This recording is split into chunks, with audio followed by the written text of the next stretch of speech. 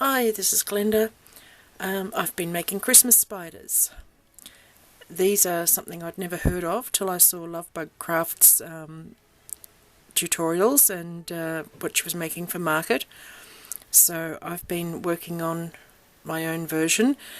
When I had a look, there are only a few things on Christmas spiders, but of course when I looked for bead spider, there are dozens of tutorials on how to do these, and I've done almost every one of these slightly differently, but I'm gradually coming up with a plan that is working for me. They're a little bit hard to see. And there's a coloured one. I wouldn't like to meet any of these guys in the dark, or anywhere else for that matter. But I thought I'd quickly show you how I've been doing mine. I've greatly modified the little legend that goes with it, and this is what I've come up with. It was Christmas Eve and the house shone, not a speck of dust to be seen. All the little spiders had scurried away. When all was quiet and everyone slept, the little spiders came out of hiding to see what all the fuss was about. There they saw a beautiful tree, sparkling with lights and shiny ornaments. In their excitement they scurried all about the tree, spinning their glistening webs as they went. When the family arose in the morning they saw the magical trim of the spiders as it glistened like tinsel and twinkled in the lights. So they remember the gift of the little spiders, and each year they add their tinsel and a little beaded spider in the tree. So hopefully that will capture people's imagination, because these spiders are really fun to make, and I'm hoping to go bead shopping tomorrow and get some more suitable beads, because these have not been great. I've just been using what I had. So anyway, I'll show you what I've been doing. First of all, this is just a head pin, and I've threaded a body bead, and then the trick with mine is two of these, I don't know what you'd call them, but they're pierced so that you can thread another wire through them. So if I find one of these slightly bigger ones, you might be able to see they're sort of hollow with little holes, and I've no idea what they're called, but you find them in the bead section. But I didn't have very many that were suitable. I think the silver ones are best. So that's one reason why I want to go shopping tomorrow. So you can either use a head pin or put a loop in the end of your pin, or for these ones where it's a bead like that, what I've done is use a thinner wire, loop it through, and then pull it up double through the middle. Which is maybe not quite as neat, but you get to use these crystally beads. So anyway, I'll start with this one. So you're just going to snip it off enough to leave a loop, and I apologise to all the people who do wire work. I don't. Mine is very, very amateur, but I'm having fun and I don't care. So we've just got a loop in the end. You want 4 pieces of wire. I mean, that's about 6 inches, but I know I'm going to waste a couple. You're just going to put another loop in this so that your beads don't fall off the end. And that becomes his foot. The more crystal you can add to it, the more it's going to sparkle and look good on the tree, hopefully. Now I can't see a thing because the light was a bit bright for the camera and I've pointed it away. I'm having so much trouble with these beads anyway, so I'm just going to add...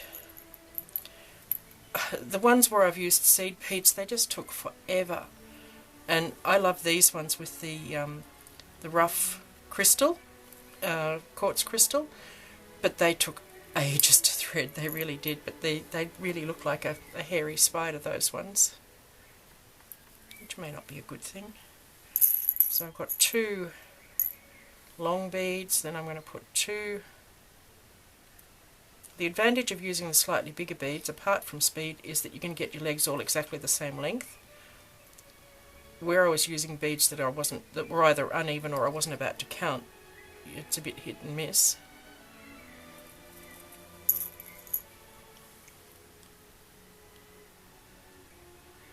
I find it easier to thread the beads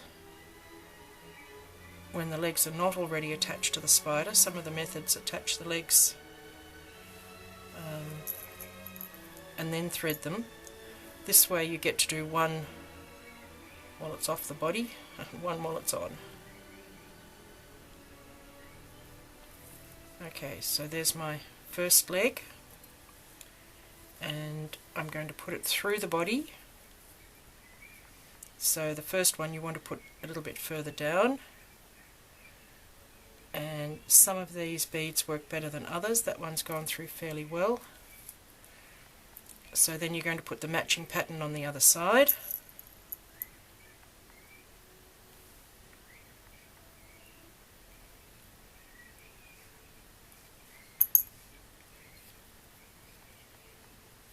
Ah, there's only half a hole in that one. The more tired I get, the more beads are all over my floor.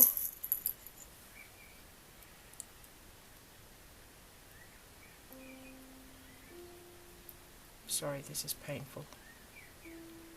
Well, for you watching, I'm sure. Maybe I should have kept the light bright so I could actually see what I was doing. And 2.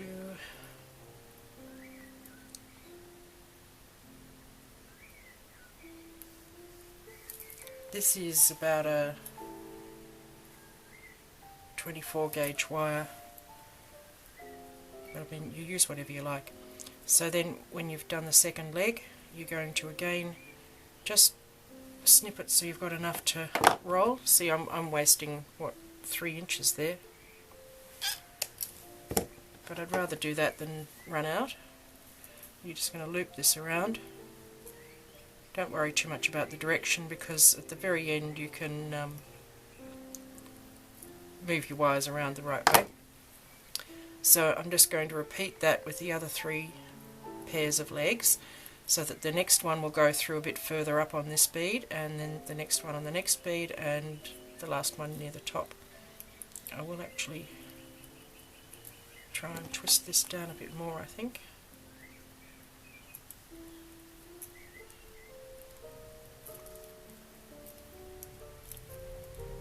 So my body's not so wonky. So we will speed ahead at this point.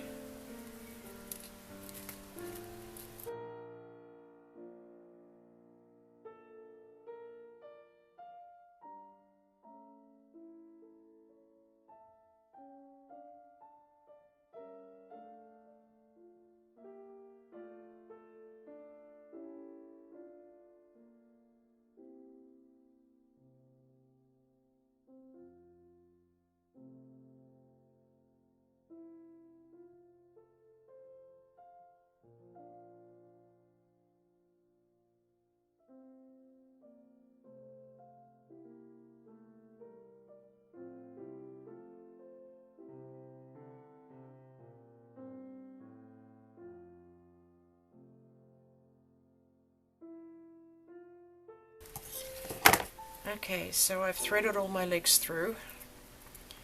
You want to vaguely arrange it how you're going to have it, just very vaguely. And one difference with mine to everybody else's is that mine hangs from the head. I know that's technically wrong, it's not where the web comes from, but I like them that way. So you want to lie your spider down and get him to play dead. And I've just got some glossy accents, and you want to put glossy accents in any joints basically, so that it gives it a bit of stability. And then the really hard part is you've got to wait till it dries, which is the thing I do least well. So I will be leaving this, going off and having my tea, and hopefully leaving it overnight, but at least an hour. The glossy accent dries completely clear. For some reason this one, it's gone a bit blue. No, this one, which doesn't have any blue in it, and the glossy accents has gone a bit blue, so it must have reacted with the metal. But I think it's still okay.